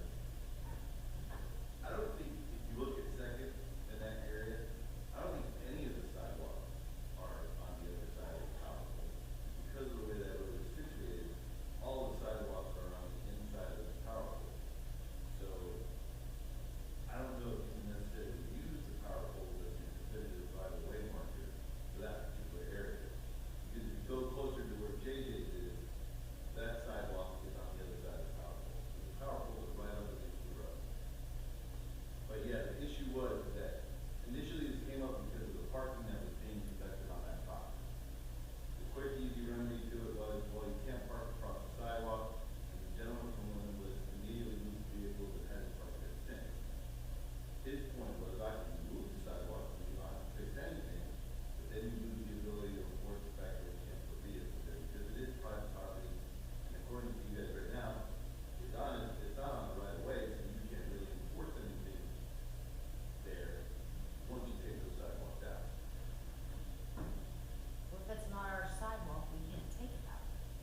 If it's not our property, we can't go on their property and take the sidewalk out. I think Lenny's right, we probably do need some sort of survey, if Jeremy has a more recent one. I mean, I think that would be the first thing, is to see if this is our sidewalk or not.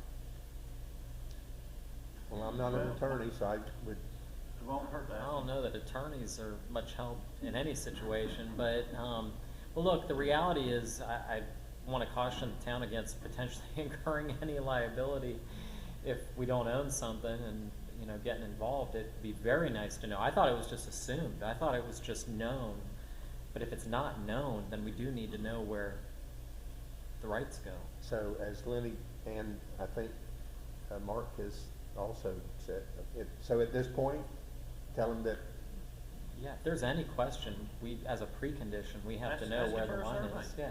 Ask him if he's got a survey, and Yeah. see what the survey says. huh? The survey, if he's got a survey, it should show the road, and it should show his property line. he did say at the meeting that he spoke at, that his insurance company warned him that it might be a liability.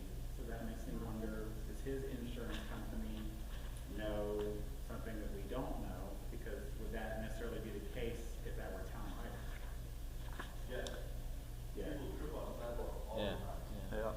City of Deland has to respond to any call when somebody injures themselves on a city sidewalk because of law. But if it's not But ours, if it- we won't if get it's it. not ours. But exactly, so his insurance company is saying, and that's the reason why he wanted to remove it, was because of the insurance company saying that there's a liability opposed to having it. I would think though, if Jeremy wanted that removed, he could remove that. Oh, yeah. He wouldn't need the town, he wouldn't need the town to If remove it's it. on his property. Lord, it's not that long. Does he need town approval? Look, I don't know if it's town's property We or don't know. not. I just don't know the answer. I don't think Jeremy would try to pull something over on us like that. Get the town to remove his sidewalk, I just don't think he'd do something like that. Well, if he has a survey, He's looking for clarification. And Yeah, it's I think we need to find a way to use it. He was willing to pay for removing the sidewalk. That's what he was willing to do. If the town refused and they wanted to repair it, then he was looking for the town to repair it. But the removal of the sidewalk, I don't believe in listening to him talk that day, that he had a problem Removing it himself. Well, the sidewalk is attached, like Randy said, to the footer of the building. So for us to remove it, you have to go in there with like a concrete saw and actually physically detach it from his building. That doesn't sound like a good thing. So either way, I think we need to find out whose it is so we know who's responsible for it. Who originally built that building? It was Mark, at one point, was that them who built it? No. Or was it their own? That sidewalk's been there. I'm saying the building. The building. The building? Yeah. The sidewalk looks like it was put in when the building was on, and it's off the footer again. I'm not sure, I still think before we started incurring residents' costs to remove something on their property, we should probably see if we can figure out whose it is. Is it ours? Yeah, take it out or fix it. If it's his, then we wash our hands of it. We give him his blessings and take it out. Correct. So we'll ask him to, if he would, to provide us with a survey. And if it's on his property, he's more than welcome to take it out, if he wants it out. Is that? that'd work for me. Okay, anything else, Lenny, on that before we move on? No, sir. Okay.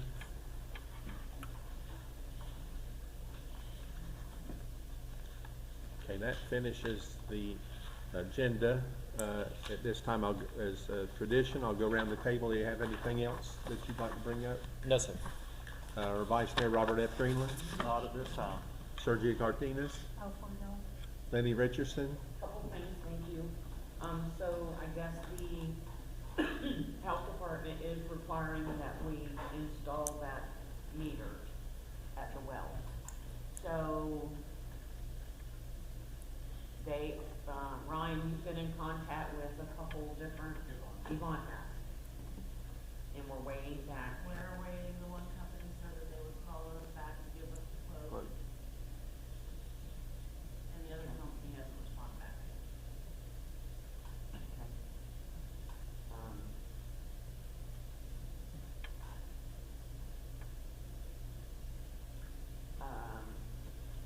I think it has been, the public should know that the gentleman from Rural Water has gotten involved, so maybe the health department's gonna give us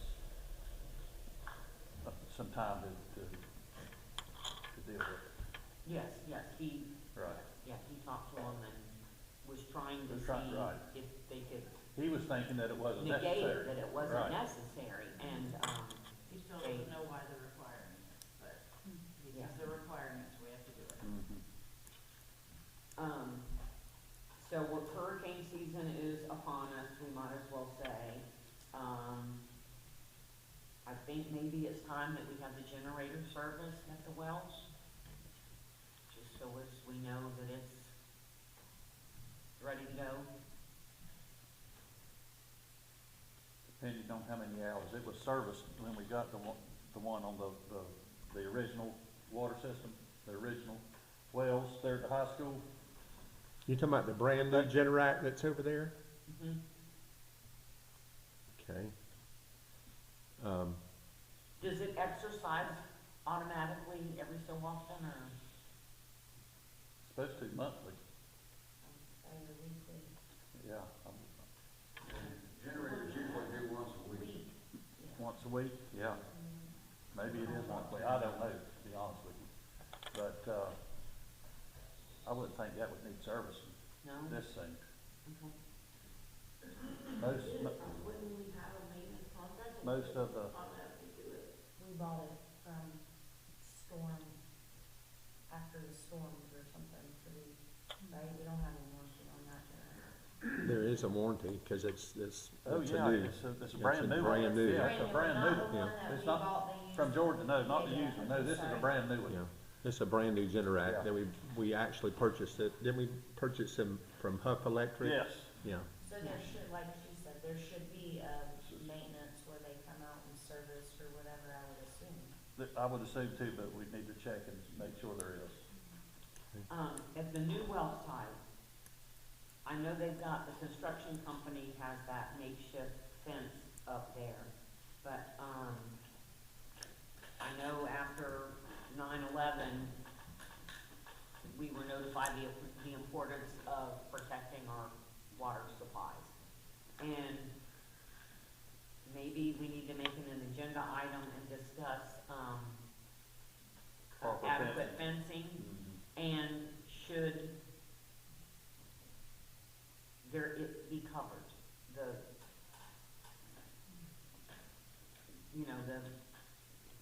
electronic parts, should that be, so maybe You can look at it, but I've met over there numerous times with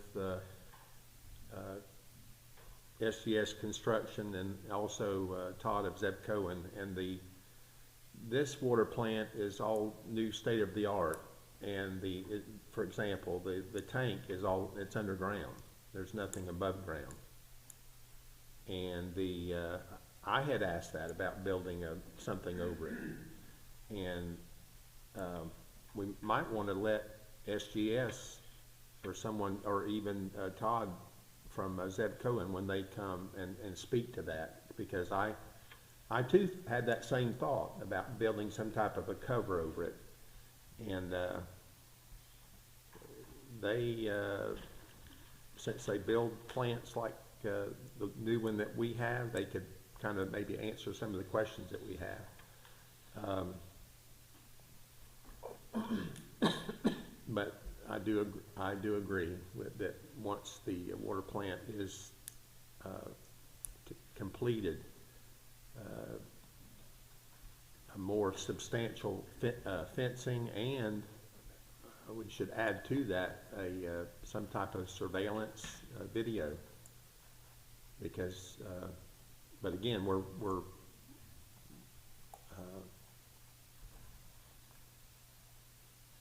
so that's would be another addition to what we had, because that's not included in the grant and what we have.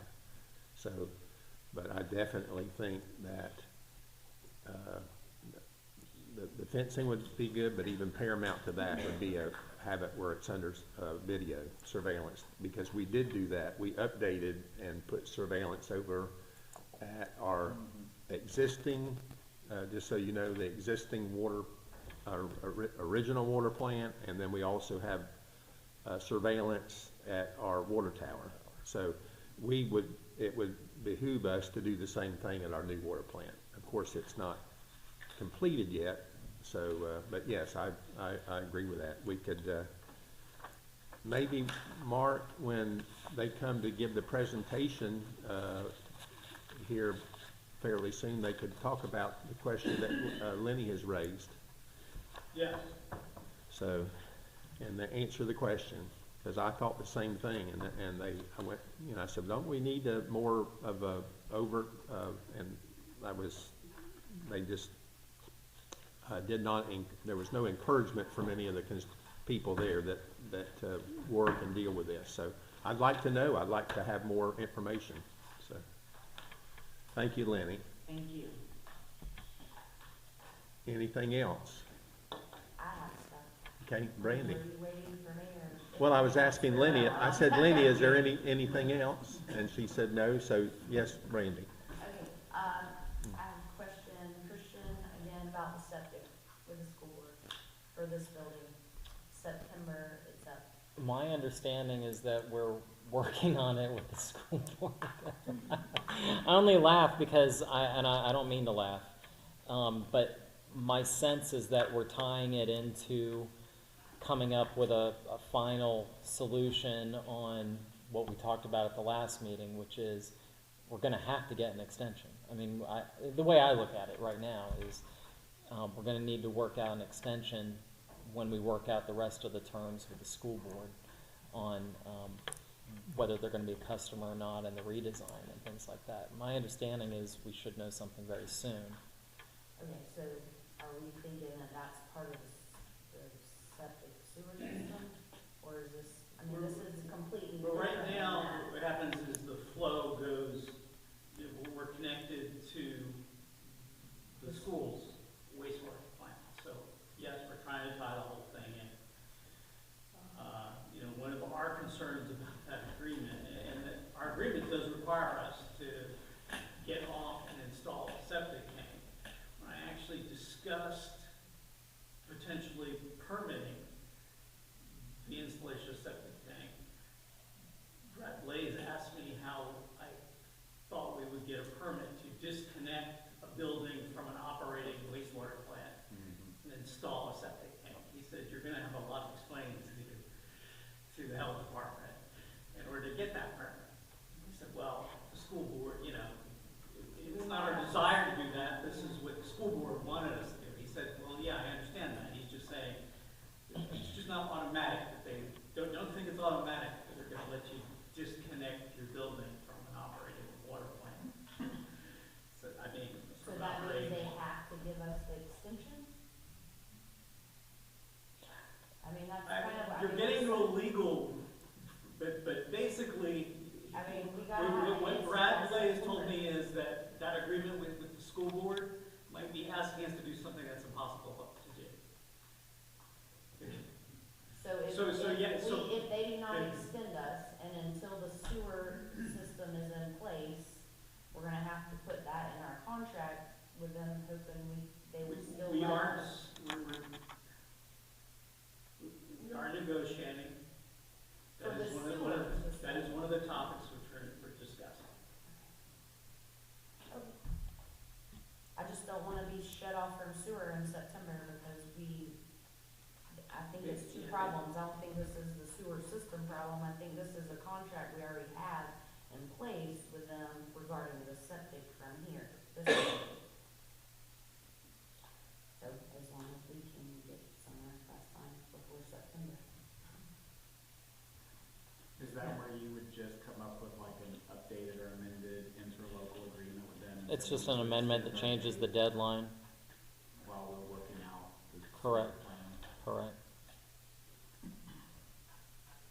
The other thing I have is yesterday evening, it was 7:00-ish, I received a phone call from one of the coaches over at the Little League field. There was a black go-kart, an orange go-kart, and a blue truck up on the back end up there spinning donuts. They left there, went towards Old 17. They're assuming they came back out Palmetto. They were on the sidewalk on 17 all the way up, and they went off into the airport property. So I'm not sure, maybe I was gonna call this morning and see if they can pull the cameras, if there was some footage down there. And she also had me on the phone. She said that the fields were full of trash again, and I explained, and we all have talked about it numerous times. Chris and them clean it up in the mornings, it's clean, and by the time lunch comes, the high schoolers have thrown their trash everywhere there. Which brings me to another question. Maybe by the end of, this school year's ended, we have some issues with the school board regarding a septic system. That's right. We wanna talk about parking on some sidewalks, drive that direction at 2:30 to 3:30 in the afternoon. They park all over our sidewalks up there. So maybe there's some issues with the school we need to sift through. We're not in DeLand, we don't have 8 fast food joints for all these kids to go to and eat at. We know it used to only be a couple classes, now it's all of high school can go anywhere they want on foot, and I'm not sure what the answer there, I just know there's some problems. And then kudos for the asphalt. Is that something that we can get regularly? I wasn't aware until the other day that we can go get a load of asphalt if we need it.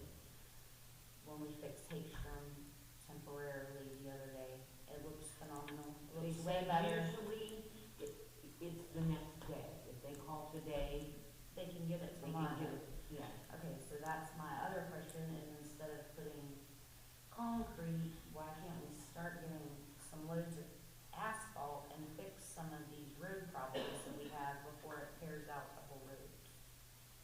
And I'm willing to ride around and make a whole list of stuff, Well, some 'cause roads, there's lots of them. some roads we do use the asphalt, and then there are some roads it's more efficient to use concrete because it doesn't break up, and then in a few months, the asphalt is not there. The concrete is a very permanent, solution. That's, and has worked well, but Randy, we've been using asphalt. That's nothing new. We use asphalt, they go Well, get we it. haven't used asphalt in 2 years, and we've had lots of complaints about roads being messed up and holes in them. If it's easy as us calling over there and getting a load of asphalt every 3-6 months, it seems like that would be. Well, and we do. Now, you can't get asphalt in December and January. Sometimes when it has to be, the weather has to be applicable. In other words, you have to have warm weather. So if it's a real cold day, no, you don't go get, they don't, you can't even get it. They don't, it has to be for us to go get it and for us to be able to work with it, the conditions have to be good. And,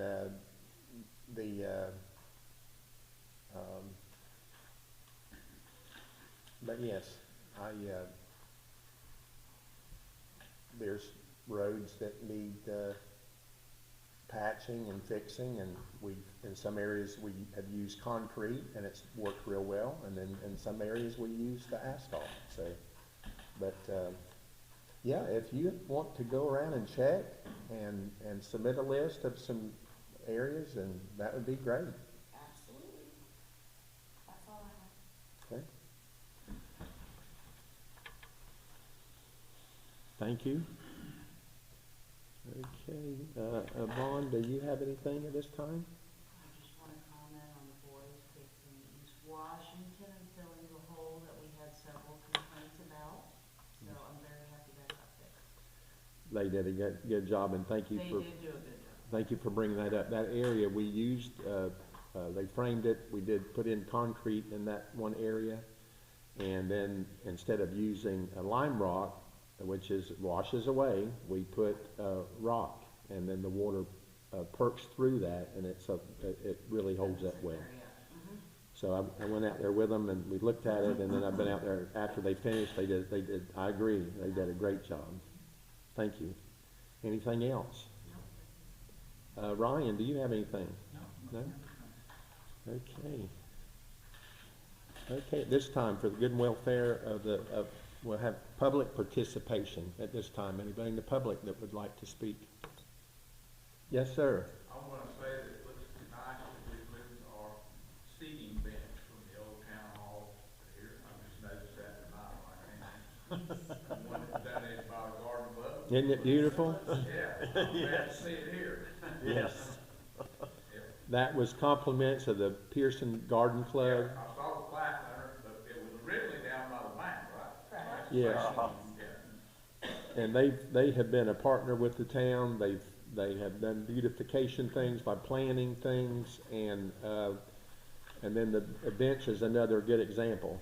Thank you, Greg, for bringing that up. And by the way, just to make an announcement, I don't know if you've seen it around town. I believe the garden club is having a bake sale coming up. A bake sale and plants. And that is, I believe is it this coming Saturday? So that's, anyone that interested in some plants and some baked goods, go make your presence known at the Pierson Garden Club and support them. Mr. Mayor, I have one more thing and I swear that's it. Okay? The vendor market was a huge success Yes. Saturday. 20, I don't remember, 20-something vendors and 3 food trucks. Kim said she took in $630 for the town. And they want to continue throughout the summer. They contemplated with the heat not doing it, but she said, I think we need to, keep on. And I said, hey, whatever y'all want to do. Sure. So since she's spearheading it, it probably needs to be an agenda item. I'd maybe like to waive her $20 fee for her table.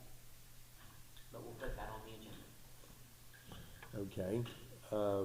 We can do that. And just so you know, what Lenny says, it's a big success. They had more vendors this time than prior, and it's really good. But I'd like to, I guess I would probably need to put this down as an agenda item.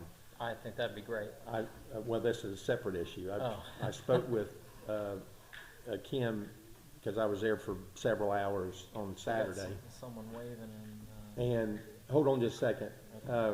And they want to continue to, Kim's thinking they're going to continue this through the summer if the vendors want to do that. So her question was, and if we can do this tonight, we can, or if it needs to be an agenda item. But she would like to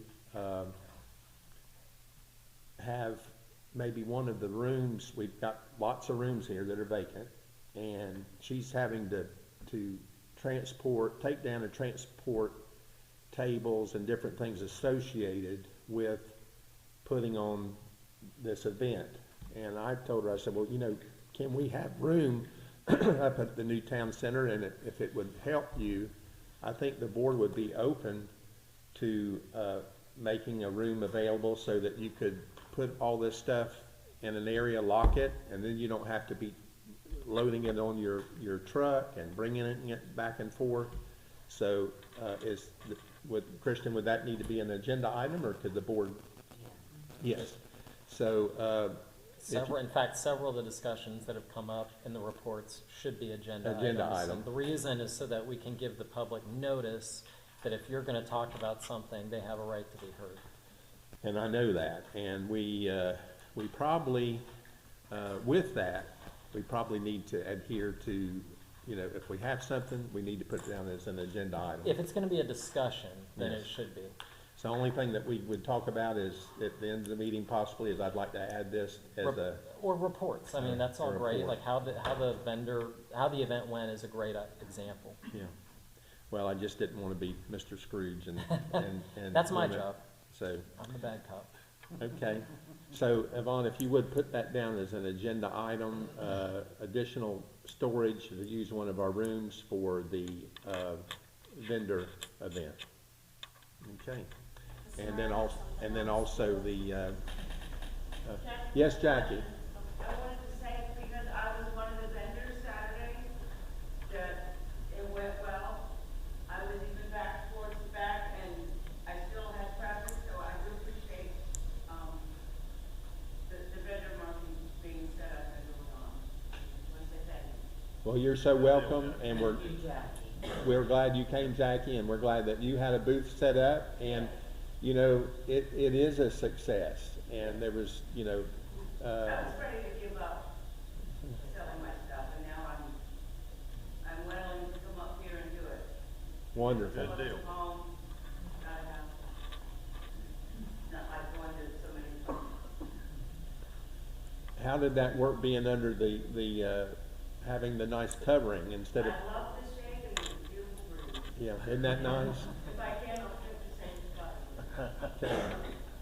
Thank you, Jackie. Thank you. Okay, Mr. Mayor? yes, I have one thing.